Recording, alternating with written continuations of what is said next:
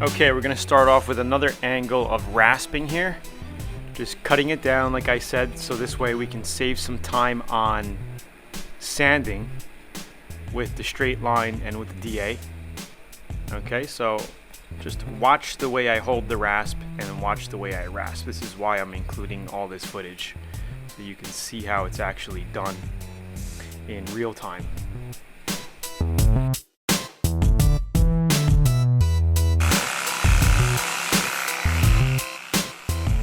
Now we're going to cut it down and shape it a little bit more with the straight line sander. We have 40 grit on as a paper. We're going to go ahead and sand from the outer edges, right? We want to use the flatness of the body that's not damaged, the outer areas, and then work our way in.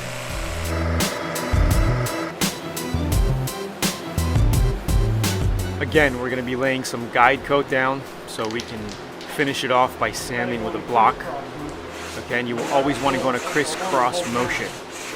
Okay, you always want to finish by hand.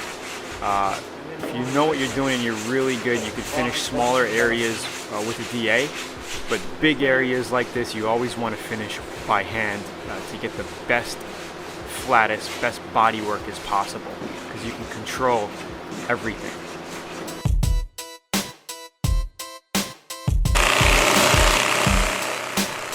Alright, now right in here we're getting some help with the DA, not the DA, the straight line sander, and I'm using the edge to basically create that fender line that you see there. Okay, I'm going to get some help with it and we're going to carve it out basically little by little.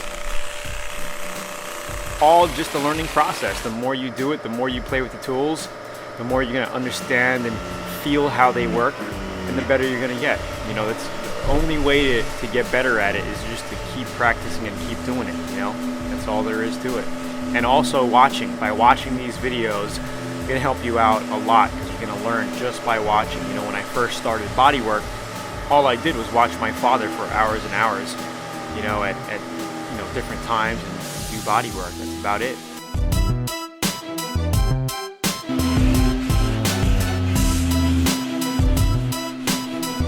So here we're just doing some final finishing with the block.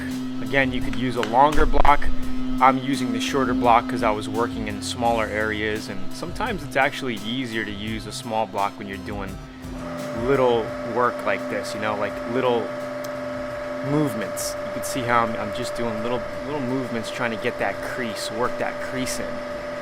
You know, with the big block it's going to be a little tougher to do that. Big blocks are good for longer, big areas.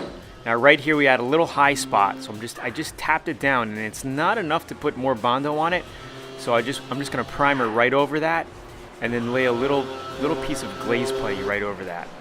Now we're just going to mask it up, get ready for our thick polyester putty, and put 2 to 3, maybe 4 heavy coats of primer on it to fill all the scratches and get it down.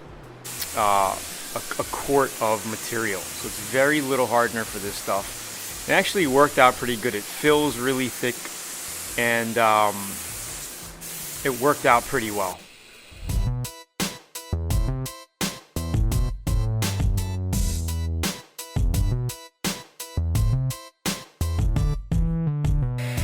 So this was our third heavy coat of primer here, basically done with it. We're going to lay it on thick.